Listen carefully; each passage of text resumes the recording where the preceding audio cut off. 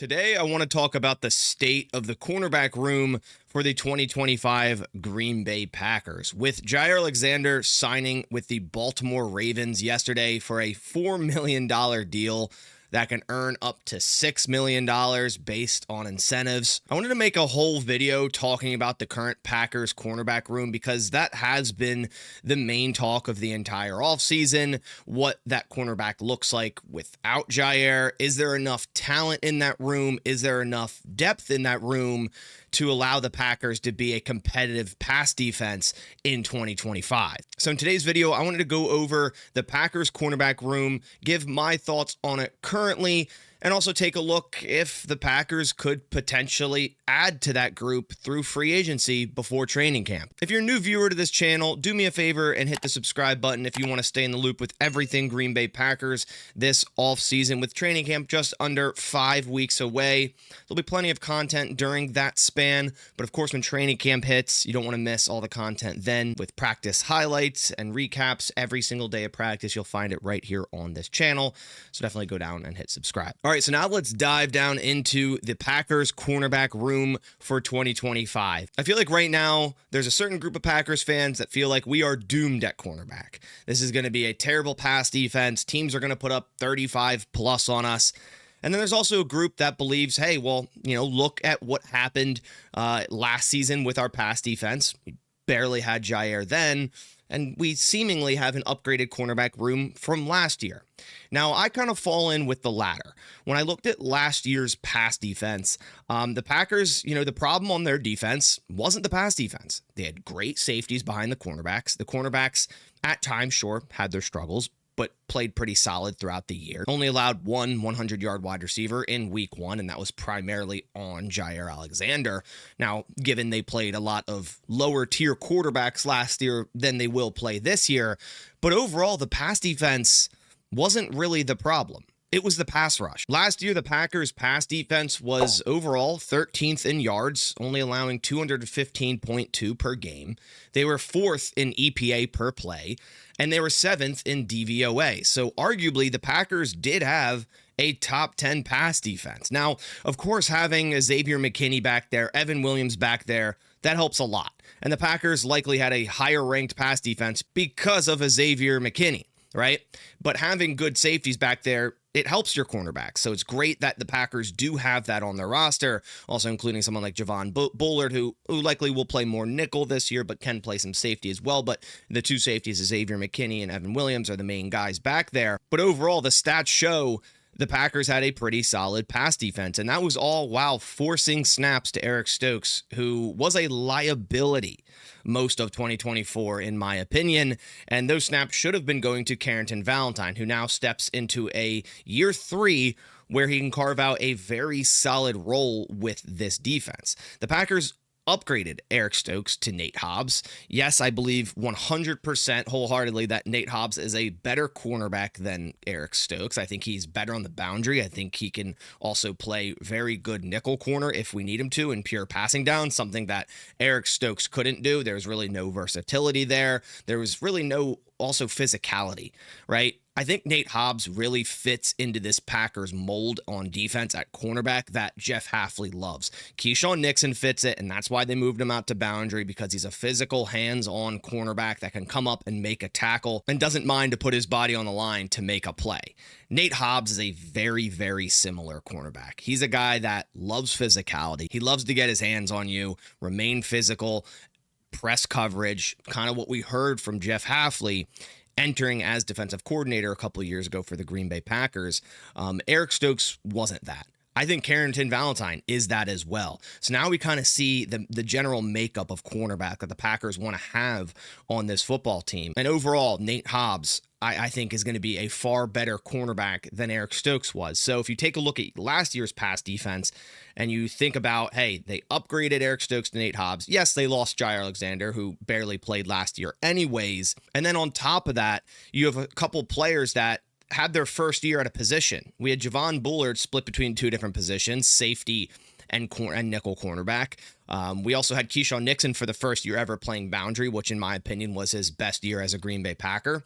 Does he have things to clean up? Yeah, 100%. Every player does. But Keyshawn Nixon was a far better cornerback at boundary than he was in years past at nickel.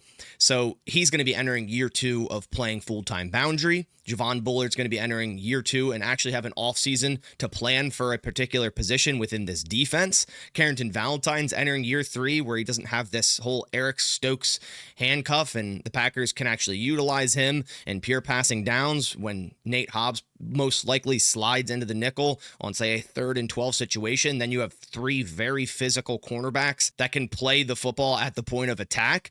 I think it's exactly what Jeff Hafley wanted with this defense. Now, saying all of this, I think the Packers' back-end cornerback depth is definitely lacking, right? We also let go of Corey Ballantyne and Robert Rochelle. And Ballantyne even stepped in at boundary corner in some games. Now, he played under 100 snaps last year, but when he did step in, he actually played pretty well, and he was a decent depth cornerback for the Green Bay Packers last season. So right now, the Packers cornerback room is as follows. Now, Jonathan Baldwin is listed as a cornerback, but the Packers have been having him practice as safety, so we're not going to include him. So it starts Isaiah Dunn, Kamal Haddon, Tyron Herring, Nate Hobbs, Gregory Jr., Kaylin King, Keyshawn Nixon, Micah Robinson, and Carrington Valentine. And then, of course, you can also throw in Bo Melton, who's been cross-training at cornerback, and in my opinion, I think has a good chance to make the 53-man roster at the cornerback position. So when you take a look at that list, and then also throw Javon Bullard in there at cornerback, if you consider him,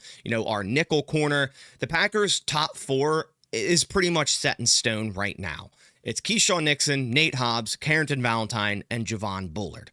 A lot of people are saying the Packers need to go out and sign a veteran free agent at cornerback to start for this football team. But even if the Packers sign a veteran cornerback, he's not going to start for this defense. The Packers just gave Nate Hobbs a 4-year, $48 million contract, earning $12 million per year. We know what they think of Keyshawn Nixon.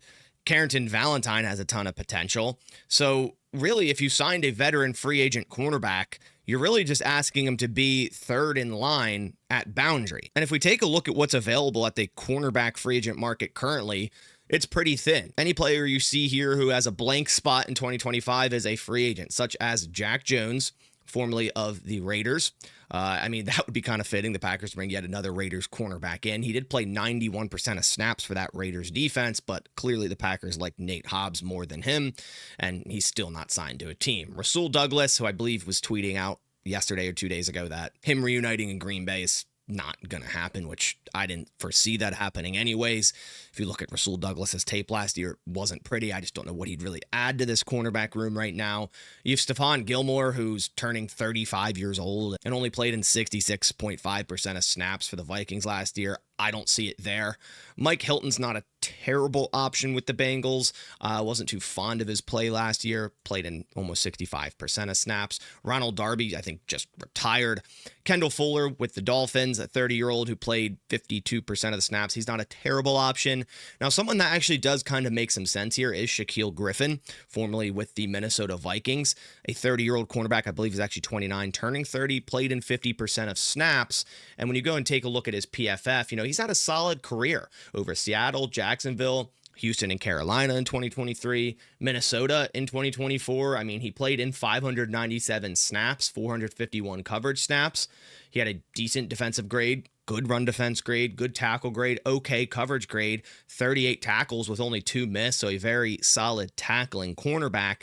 He allowed 30 receptions on 55 targets, 418 yards, 2 touchdowns, had 2 interceptions, 2 pass breakups, and allowed a quarterback rating of 76.2, one of his lowest quarterback ratings allowed over his career since 2017. His lowest was actually his rookie year in Seattle in 2017. So Shaquille Griffin being on the market right now is a viable option. Turning 30 years old, just about to turn 30, a 6-foot corner, 198 pounds, coming out of the draft, had 4.38 speed, was a fast, speedy cornerback out of UCF, drafted in the 3rd round. And if the Packers were to go out and sign a free agent like Shaquille Griffin, that's just adding depth to your cornerback room. That is kind of what the Packers potentially need right now. They don't need a Stephon Gilmore to come in and start for the team because he wouldn't anyways.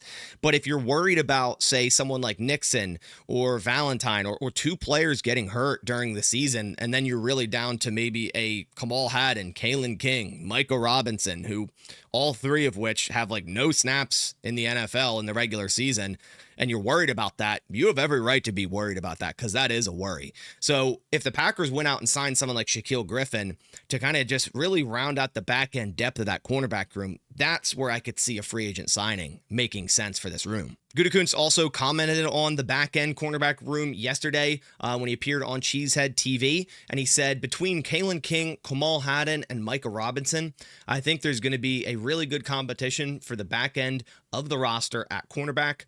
I'm excited to give those guys that opportunity. So right now, it seems like the Packers are actually pretty comfortable with the back end cornerback room of Kaylin King, Kamal Haddon, and Micah Robinson.